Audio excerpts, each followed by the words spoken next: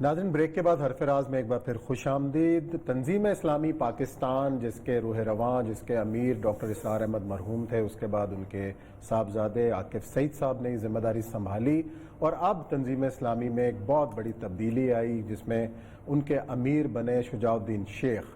شجاع الدین شیخ صاحب سے ہم بات کرنے سے پہلے موریہ صاحب سے پوچھوں گا، موریہ صاحب کتنی اہم ہے یہ تبدیلی؟ تنظیم اسلامی ڈاکٹر صاحب کے بعد آپ نے دیکھا عاقب سعید صاحب، اور اس کے بعد اب شجاع الدین شیخ۔ دیکھیں، دو تنظیموں نے یہ ثابت کیا ہے پورے پاکستان کے اندر کہ جمہوریت اور شورائی جمہوریت میں کیا فرق ہوتا ہے۔ ٹھیک ہے۔ ایک جماعت اسلامی نے کہ ہر امیر جو تھا اس نے وقت سے پہلے کہا کہ میری جگہ کوئی اور آتا، میری جگہ کوئی اور آتا۔ مولانا مودودی تھی، حالانکہ کوئی سوچ نہیں سکتا تھا کہ ان کی جگہ کوئی اور آتا، انہوں نے کہا کہ میری صحت اجازت نہیں تھی، اور میاں طفیل صاحب کا انہوں نے بنا، میاں طفیل احمد صاحب نے بھی ایسا ہی کہا، اپنی زندگی میں ہی قاضی صاحب کو بنا دیا۔ قاضی صاحب نے اپنی زندگی کے اندر منور حسن صاحب، اور منور صاحب نے بھی سراج اللہ۔ یہاں پر بھی یہی ڈاکٹر صاحب مجھے یاد ہے خود اپنے بیٹے کو امیر محترم کہتے تھے، اور خاص طور پر باقاعدہ ڈسپلن کی پابندی کیا کرتے تھے۔ یعنی مثال ہے ہماری جمہوری پر، تمانچہ ہے بلکہ ان کے منہ کہ جن کا زندگی کے اندر کبھی اس طرح کی صورتحال۔ ڈاکٹر صاحب کے بیٹے عاقب سعید صاحب جو ہیں وہ ظاہر بات ہے بڑے کمال کے آدمی تھے ان کے۔ خیر میں تو اس لیے ان کا ہوں کہ میں ان کی قرات سننے کے لیے خاص طور پہ باغ جناب میں جمعہ پڑھنے گیا، ہم نے بڑے جمعے پڑھے ہوئے ہیں دارالسلام مسجد، اتنی خوبصورت ہو۔ شجاع الدین شیخ صاحب کا اپنا ایک مقام ہے، سب کچھ ہے، اور قرآن کا سب سے ایک حوالہ اور بات ہوں پھر جاتے ہیں ان کے پاس کہ یہ بنیادی طور پر خلافت اعلی منہاج النبوہ کے حوالے سے گفتگو کرتے ہیں، اور یہ جمہوری سیاست کو اپنے ساتھ نہیں آنے دیتے۔ یہ اختلاف بھی ہے جماعت یہ اختلاف ہے، اور اس کے اوپر آج ہم گفتگو کریں گے، اور بہت بڑی بات ہے ان کی۔ السلام علیکم شجاع الدین بھائی، کیسے ہیں آپ؟ پہلے تو آپ کو ذمہ داری سنبھالنے پر ہم آپ کے لیے استقامت کی دعا بھی کرتے ہیں، یقیناً ایک بہت بڑی ذمہ داری ہے، ڈاکٹر اسرار صاحب کے بعد عاقب سعید صاحب، اور اب آپ کے کاندھوں پر یہ ذمہ داری پہنچی ہے۔ تو کیا آپ چیلنجز سمجھتے ہیں کہ اب جو دینی جماعتوں کو درپیش جو چیلنجز ہیں ان سے کیسے نپٹا جا سکتا ہے؟ وعلیکم السلام ورحمۃ اللہ وبرکاتہ۔ عثمان صاحب جزاک اللہ خیرن کثیرہ، اور یہ مقبول چاند صاحب کو بھی میں سلام پیش کرتا ہوں۔ جزاک اللہ خیر، آپ نے اپنے بڑے قیمتی پروگرام میں کچھ اوقات مجھے فراہم فرمائے ہیں۔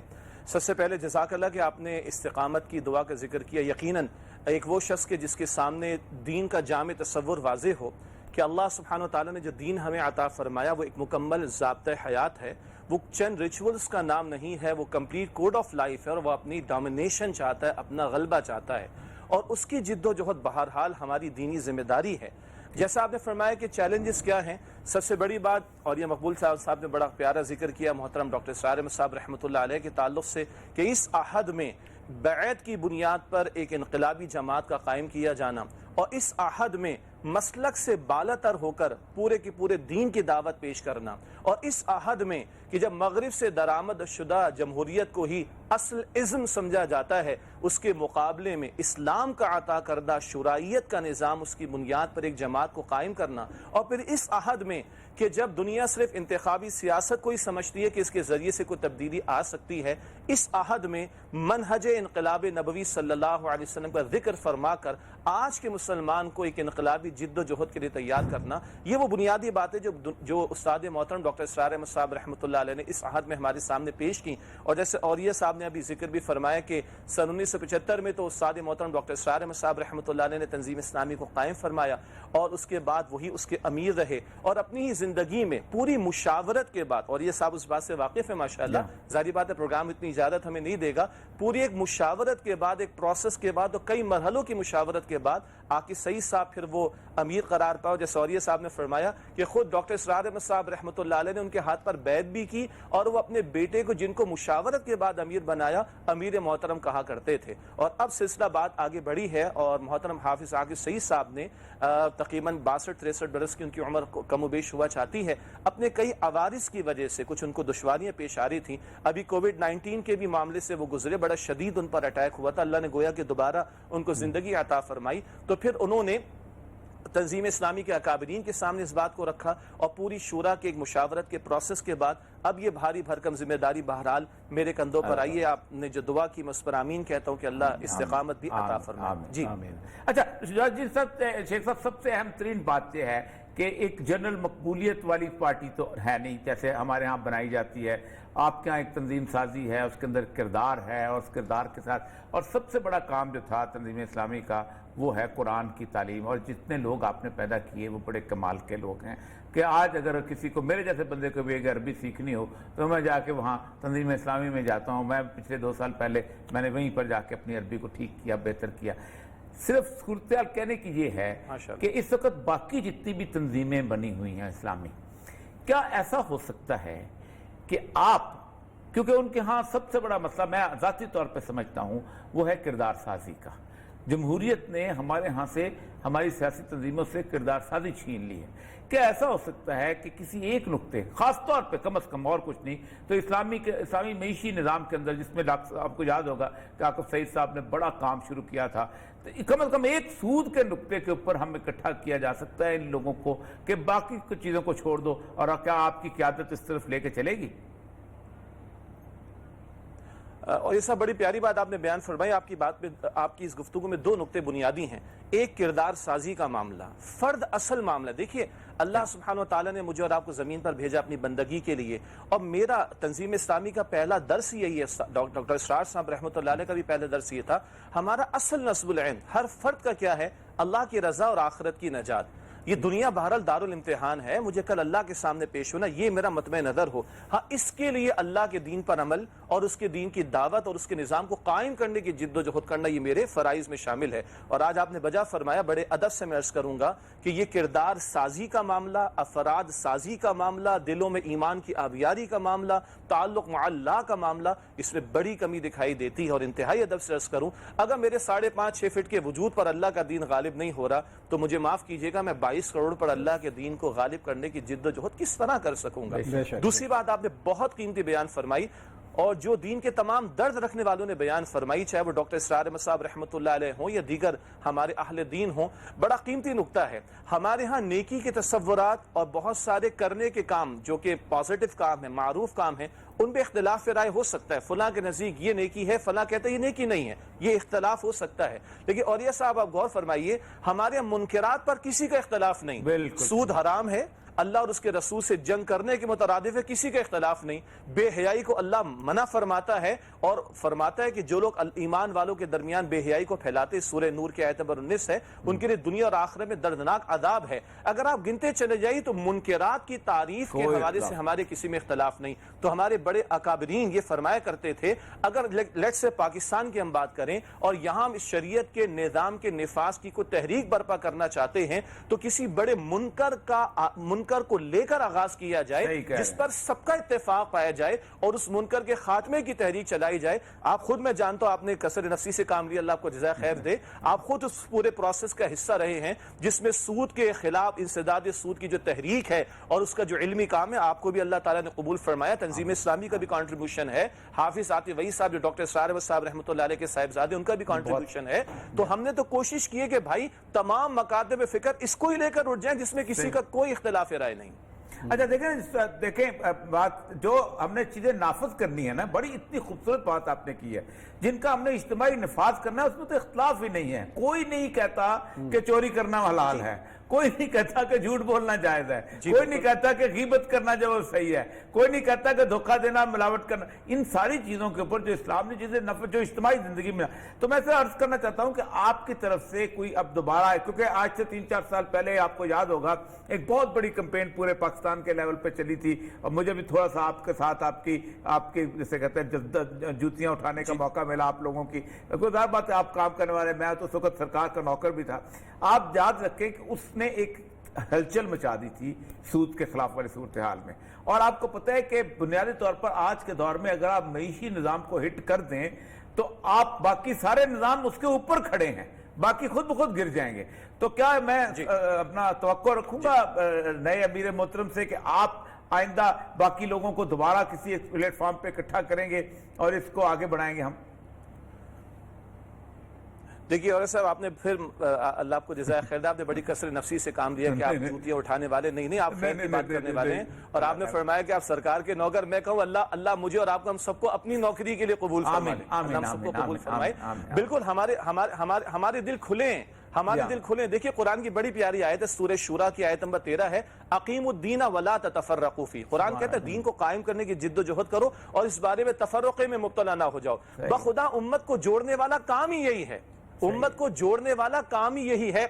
اچھا ایک قرآن اپنے بارے میں کہتا ہے وَاعْتَصِمُوا بِحَبْلِ اللَّهِ جَمِيعًا وَلَا تَفَرَّقُوا, اللہ کی رسی قرآن کو تھامو, تفرقے میں مبتلا نہ ہو. یہی قرآن کی بنیادی دعوت تنظیم اسلامی پیش کرتی ہے. اور قرآن کہتا ہے دین کو قائم کرو, اس بارے میں تفرقے میں مبتلا نہ ہو جاؤ. یہی بات لے کر ہم کھڑے ہوئے ہیں کہ اس جماعت کے پیش نظر رب کی زمین پر رب کا عطا کردہ نظام اس کو غالب کرنا پیش نظر ہے, اور ہم سارے مسلمانوں سے توقع کرتے ہیں وہ سب ہمارے بھائی. قرآن کہتا ہے ہم تو اس کی جھولی پھیلانے کو تیار ہیں. تعاون علی البر والتقوی ولا تعاون علی الاثم والعدوان. قرآن کہتے ہیں سورہ مائدہ میں نیکی و تقوی کے کاموں میں آگے بڑھو. آپ کسی مسلمان سے پوچھئے, بخدا بظاہر وہ بے عمل بھی ہوگا, یار سود کا خاتمہ ہونا چاہیے, وہ کہے گا بالکل ہونا چاہیے. برٹش کونسل نے کراچی میں سروے کیا, آپ نے بھی شاید کبھی کوٹ کیا ہوگا, کراچی کی یونیورسٹی نے ینگسٹرز سے جا کر لڑکوں لڑکیوں سے پوچھا کیا تم چاہتے ہو کہ پاکستان میں شریعت کا نفاذ ہونا چاہیے؟ انہوں نے 76% نے کہا یقیناً ہونا چاہیے. بے عملی ایک الگ شے ہے, لیکن دل کی خواہش, دل کی ایک پکار وہ ہر مسلمان کی ہے. تو ہمارے دل تو کھلے,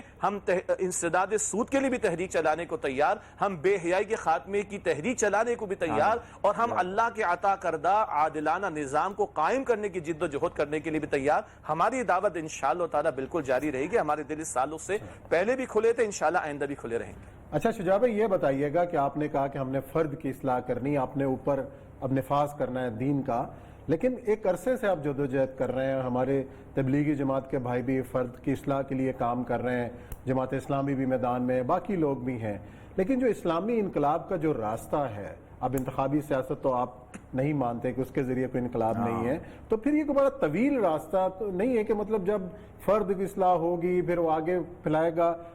آسان راستہ کیا ہے اسلامی انقلاب کا؟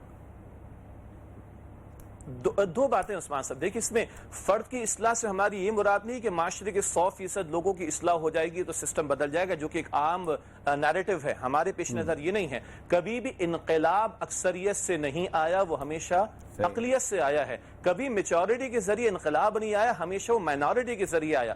البتہ ایک وہ مائنورٹی جو اللہ والی مائنورٹی ہو, وہ افراد جن کے اپنے وجود پر اللہ کا دین قائم ہو چکا ہو. دیکھیں مجھے یہاں بڑا قیمتی جملہ یاد آتا ہے استاد محترم ڈاکٹر اسرار احمد صاحب رحمۃ اللہ علیہ کا, کہ اللہ کے دین کی دعوت بڑی پاکیزہ دعوت ہے, اللہ کے دین کی جد و جہد بڑی پاکیزہ جد و جہد ہے, اور اس جد و جہد کے لیے بھی پاکیزہ افراد درکار ہیں. میں انتہائی ادب سے عرض کروں, فجر کی نماز کے لیے میں نیند کی قربانی دینے کو تیار اگر نہ ہوں تو میں کیسے ایکسپیکٹ کروں گا کہ میں باہر آ کر شریعت کے مطالبے کو لے کر کھڑا ہوں اور اللہ کی نصرت میری شامل حال ہو جائے گی.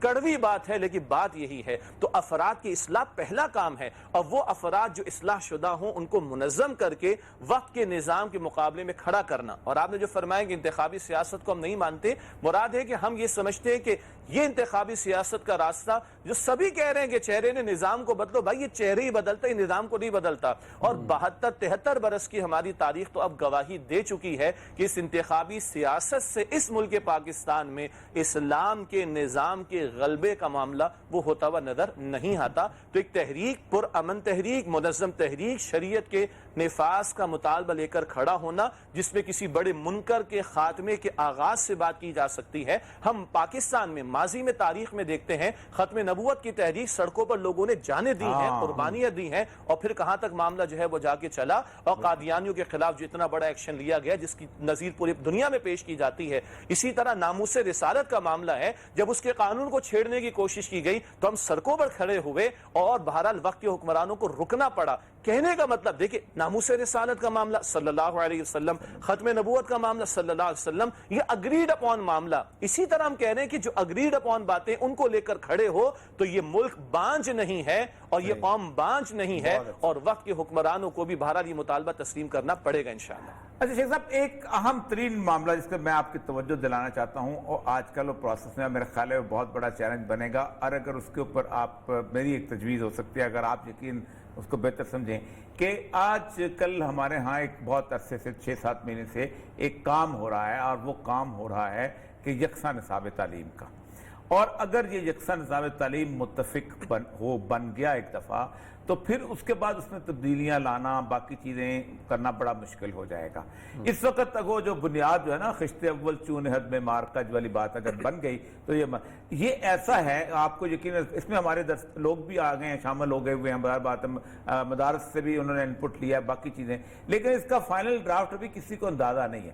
اگر آپ سمجھتے ہیں کہ اس وقت اگر ایک امت کے لوگوں کو اکٹھا کر کے ایک پریشر گروپ بنایا جائے تاکہ کوئی ایسا نظام تعلیم یکساں نہ بنے جو میری اور آپ کی آئندہ آنے والی نسلوں کو ویسٹرنائز بنا کے یہاں سے وہ سارے کا سارے اس کی روح سے کھینچ لی جائے تو یہ میرا خیال ہے بہت بڑا چیلنج ہوگا. آپ چونکہ امیر محترم ہیں اس وقت تنظیم اسلامی کے اور آپ پہ تو بہت زیادہ توقعات ہیں لوگوں کی میرا خیال ہے.